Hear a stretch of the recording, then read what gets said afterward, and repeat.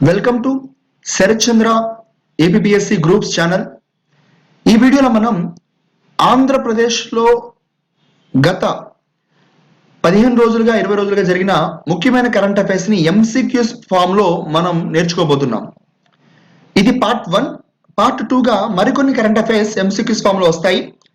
So ఈ వీడియోలో కేవలం ఆంధ్రప్రదేశ్ రాష్ట్రంలో జరిగిన అంశాలను మనం ఎంసీక్యూస్ ఫామ్ లో తెలుసుకుంటాం. Question number 1.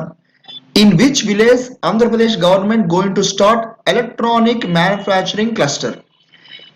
ఏ ఊరిలో ఆంధ్రప్రదేశ్ ప్రభుత్వం ఎలక్ట్రానిక్ మ్యానుఫ్యాక్చరింగ్ క్లస్టర్ ని స్టార్ట్ చేయబోతుంది? Answer is B, Kopparthi. Aspirants గుర్తుపెట్టుకోవాల్సింది ఏంటంటే కొప్పర్తి అనేది మనకి కడప జిల్లాలో ఉంది.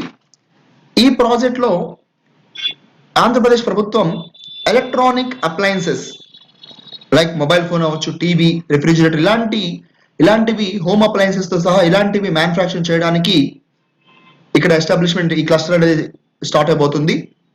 అపార్ట్ ఫ్రమ్ దాట్ మనం తెలుసుకోవాల్సిన ముఖ్యమైన అంశం ఏంటంటే ఈ ఎలక్ట్రానిక్ క్లస్టర్ డెవలప్మెంట్ లో నీటి అవసరాల కోసం సోమశీల ప్రాజెక్ట్ నుంచి నీరుని మనకి తరలించబోతున్నారు అని గవర్నమెంట్ ఆఫ్ ఆంధ్రప్రదేశ్ తెలియజేసింది. ఇన్ అడిషన్ ఈ ప్రాజెక్ట్ వ్యయం మనకి 784 కోట్లు, ఇందులో 350 కోట్లు గవర్నమెంట్ ఆఫ్ ఇండియా మనకి సహాయం చేస్తుంది అనమాట.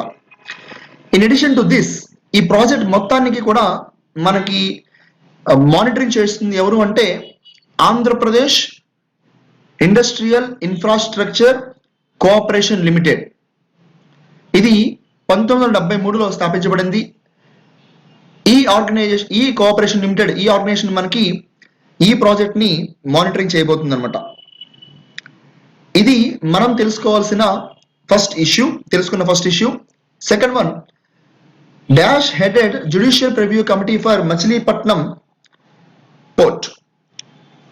మచిలీపట్నం పోర్ట్ లో డెవలప్మెంట్ కి మనకి టెండర్ ఇష్యూ చేయడానికి ఈ కమిటీ అనేది ప్రివ్యూ కమిటీగా వచ్చింది. ఈ కమిటీని హెడ్ ఎవరంటే డాక్టర్ బి శివశంకర్ గారు. ఆయన టెండర్ ఇచ్చుకోవచ్చని ఒక గ్రీన్ సిగ్నల్ ఇవ్వడం జరిగింది అనమాట. మచిలీపట్నం పోర్ట్ అనేది ఒక గ్రీన్ ఫీల్డ్ పోర్ట్, అంటే మనకి కొత్తగా డెవలప్ చేయబోతున్న పోర్ట్ అనమాట. ఈ పోర్ట్ ఆంధ్రప్రదేశ్ ప్రభుత్వానికి చాలా ముఖ్యమైనది. ఎందుకంటే ఈ పోర్ట్ అనేది నేషనల్ హైవే 65 కి దగ్గరగా ఉంటుంది. అలాగే రైల్ రూట్ లో కూడా చెన్నై మరియు కలకత్తా రూట్ కూడా దగ్గరగా ఉంటుంది. Apart from that Vizag Chennai industrial corridor ని కనెక్ట్ చేస్తుంది. పైగా ఎన్వైరన్మెంట్ బెనిఫిట్స్ తో ఈ ట్రాన్స్పోర్టేషన్ కన్నా సీ రూట్ వల్ల పొల్యూషన్ తక్కువ అవుతుంది. అలాగే ట్రాన్స్పోర్ట్ కూడా ఈజీగా మరియు వేగంగా జరుగుతుందని, మెయింటెనెన్స్ కాస్ట్ కూడా తగ్గుతుందని చెప్పి మనకి బెనిఫిట్స్ గా చూసుకోవచ్చు. సో ఆస్పిరెంట్స్ ఈ విషయాన్ని గుర్తుపెట్టుకుంటూ డాక్టర్ బి శివశంకర్ గారు కమిటీ హెడ్ తో పాటుగా గ్రీన్ ఫీల్డ్ ప్రాజెక్ట్ అలాగే దాని యొక్క బెనిఫిట్స్ తో పాటుగా దీని యొక్క వ్యయం ఎస్టిమేషన్ కాస్ట్ వచ్చేసరికి 4000 కోట్లు అంటాం. ఇవి మనం గుర్తుపెట్టుకోవాల్సిన ఎంసీక్యూస్ ఫామ్స్ లో గుర్తుపెట్టుకోవాల్సిన main points. Question number 3, which of the following is true about, spelling mistake అండి, అబౌట్ వైఎస్ఆర్ బీమా గురించి ఈ క్రింది వాటిలో ఏది కరెక్ట్ అని అడిగారు. Given for only government workers, no. Only women are allowed to register, కేవలం మహిళలు మాత్రం రిజిస్టర్ అంటారు, తప్పు. Dependent population directly enrolled in the scheme, no. Dependent population అంటే ఏంటంటే ఎవరైతే కుటుంబం పైన ఆధారపడి ఉంటారో, ఉదాహరణకి లెస్ దాన్ 15 years చిల్డ్రన్ అవ్వచ్చు, గ్రేటర్ దాన్ 60 years పేరెంట్స్ అవ్వచ్చు. సో వీళ్ళు అనమాట. సో ఇది కాదు. Next, unorganized workers in the state in the age group 18 to 70 can roll. Yes, it is true అండి. ఓకే. సో విషయం ఏంటంటే ఈ స్కీమ్ లో ఇది మనకి ఎవరైతే కుటుంబ బాధ్యతలు నిర్వహిస్తున్నారో వాళ్ళకి ఈ స్కీమ్ అనేది మనకి అప్లై అవుతుంది. ఈ స్కీమ్ ని యాక్చువల్గా గవర్నమెంట్ ఆఫ్ ఆంధ్రప్రదేశ్ 22 అక్టోబర్ 2020లో మనకి ఫస్ట్ ఫేజ్ ఇచ్చింది. సెకండ్ ఫేజ్ ని ఈ నెలలోనే మొదటి వారంలో మనకి అనౌన్స్ చేసింది. సో ఈ స్కీమ్ లో ముఖ్యమైన పాయింట్ ఏంటంటే 18 నుంచి 50 సంవత్సరాల వరకు ఎవరైతే ఈ స్కీమ్ లో ఎన్రోల్ అయ్యారో ఒకవేళ న్యాచురల్ డెత్ జరిగితే వాళ్ళకి 1,00,000 రూపాయలు ఇస్తారు. ఒకవేళ యాక్సిడెంట్ గా వాళ్ళు చనిపోతే అంటే 18 నుంచి 70 సంవత్సరాల లోపు ఉన్న వాళ్ళు యాక్సిడెంట్ గా చనిపోతే కనుక 5,00,000 రూపాయల్ని వాళ్ళకి ఇవ్వడం జరుగుతుంది అనమాట. అయితే దీనికి ప్రీమియం ప్రజలే చెల్లించాలి. అయితే గవర్నమెంట్ ఆఫ్ ఆంధ్రప్రదేశ్ బాధ్యత తీసుకుని వీరే చెల్లిస్తున్నారు. ఇన్ అడిషన్ టు దిస్ ఈ సంవత్సరం ప్రీమియం సెంట్రల్ గవర్నమెంట్ ఆపేసినప్పటికీ కూడా గవర్నమెంట్ ఆఫ్ ఆంధ్రప్రదేశ్ ప్రజల తరపున ప్రీమియం అనేది బ్యాంకులకు చెల్లిస్తుంది అనమాట. Right. So question number 3 we got clarity. Then question number 4, which of the greenfield highway is going to launch between Andhra Pradesh and Telangana? So Andhra Pradesh Telangana మధ్యలో ఏ హైవేని మనకి స్టార్ట్ చేయబోతుందని అడిగారు. విజయవాడ కోదాడ నో, దేవరపల్లి సూర్యాపేట్ ఎస్సిటీస్ అండి. విజయవాడ కోదాడ కాదు, అండ్ గుంటూరు అండ్ సూర్యాపేట్ కాదు. So Devarapalli and Suryapet. ఇక్కడ మనం కొంత బ్యాక్గ్రౌండ్ వెళ్తే కనుక national highway authority of India మనకి national highway authority of India NHAI మనకి ఈ సంవత్సరం అంటే 2024 గాను ఒక 5 న్యూ నేషనల్ హైవేస్ ని అనౌన్స్ చేసింది. అందులో ఒకటి విశాఖపట్నం రాయ్పూర్, రెండవది దేవరపల్లి ఖమ్మం సూర్యాపేట్, మూడవది Vijayawada Nagpur, 4 Renigunta and Kadapa, 5 Chittoor and Thanjavur in Tamil Nadu. So ఈ 5 ప్రాజెక్టులు ఒకటి ఈ దేవరపల్లి సూర్యాపేట్ ఖమ్మం సూర్యాపేట్ నేషనల్ హైవే అన్నమాట. సో దీనిని నేషనల్ హైవే 365 BZ పిలుస్తున్నారు. ఇది మనం గుర్తుపెట్టుకోవాలి. ఇది భారతమాల ప్రాజెక్ట్ కింద మనకి నిర్వహించబోతున్నారు. ఈ ప్రాజెక్ట్ భారతమాల ప్రాజెక్ట్ కింద మనకి government of Andhra Pradesh and government of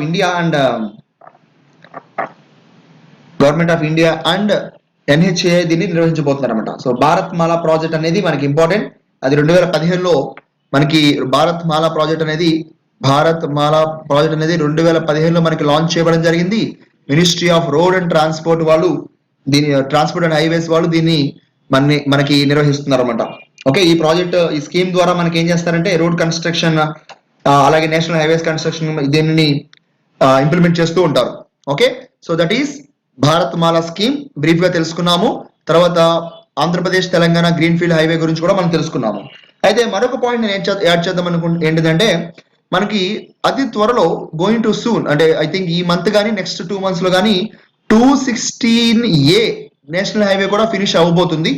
ఇది మనకి కొవ్వూరు గుండుగొలను మధ్యలో ఇది కంప్లీట్ అవుతుందండి. ఇది కంప్లీట్ అయితే కనుక వైజాగ్ అండ్ విజయవాడ డిస్టెన్స్ అనేది తగ్గిపోతుంది. సో దీని గురించి మళ్ళీ మన కరెంట్ అఫైర్స్ వచ్చినప్పుడు మళ్ళీ మనం చెప్పుకుందాము.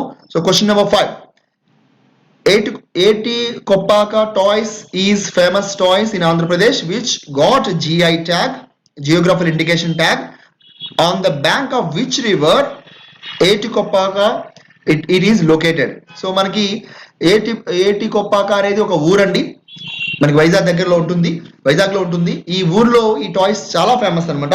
ఈవెన్ GI ట్యాగ్ కూడా వచ్చింది, జియోగ్రాఫికల్ ఇండికేషన్ ట్యాగ్ అంటాము. సో దీని అర్థం ఏంటంటే ఆ ప్రాంతానికి ఇవి బాగా ఫేమస్ అనమాట. వేరే ప్రాంతం వాళ్ళు దీన్ని రిప్లికేట్ చేయకూడదు. అయితే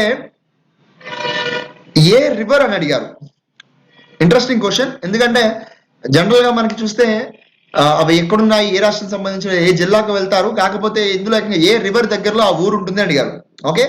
సో ఆన్సర్ వచ్చేసరికి గోస్తాని రివర్ కాదండి. ఎందుకంటే గోస్తాని రివర్ అనేది వైజాగ్ లో అతి పెద్ద రివర్. ఈవెన్ బొర్రా కేవ్స్ దగ్గరలో కూడా మనకి ఈ రివర్ మనకి కనిపిస్తుంది. వైజాగ్ లో పెద్ద river and it is originate in Ananthagiri hills, largest river in Vizag అండి. అనంతగిరి హిల్స్ ఉంది. బట్ ఏ రివర్ అంటే కనుక వరాహ రివర్ అండి.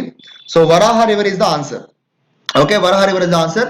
క్వశ్చన్ టఫ్ లెవెల్స్ కి వెళ్తే ఇలా ఇస్తూ ఉంటారు. ఈ టైంలో ఆస్పిరెంట్స్ ఎవరైతే ఉన్నారో ఐదర్ వాళ్ళ యొక్క కోపాన్ని ఓఎంఆర్ షీట్ లో చూపిస్తారు, లేకపోతే ఓపిక్ గా ఉండే ఆన్సర్ రాస్తారు. సో ఇలాంటి క్వశ్చన్ వచ్చినప్పుడు మీరు ఎలా ఉంటారనేది కొంచెం ట్రై చేయండి, ఒకసారి ఓపిక్ గా ట్రై చేయండి, ఆన్సర్ ఖచ్చితంగా పెట్టగలరు. Right, question number 6. Which of the following is incorrect about YSR Jalakala? Okay, so Jalakala, YSR Jalakala scheme పైన ఏది తప్పు అని అడుగుతున్నారు, ఏది కరెక్ట్ కాదు అని అడుగుతున్నారు. సో ఒక్కసారి మనం వైఎస్ఆర్ జలకళ స్కీమ్ గురించి తెలుసుకోవడానికి ముందు ఈ ఆన్సర్స్ చూద్దాము. సో ఫస్ట్ థింగ్ ఏంటంటే the bore well sites shall be identified scientifically. Correct అండి. Priority shall be given to small and marginal farmers. Correct అండి ఇది కూడా. Geo tag will be taken by concerned authorities. Correct అండి.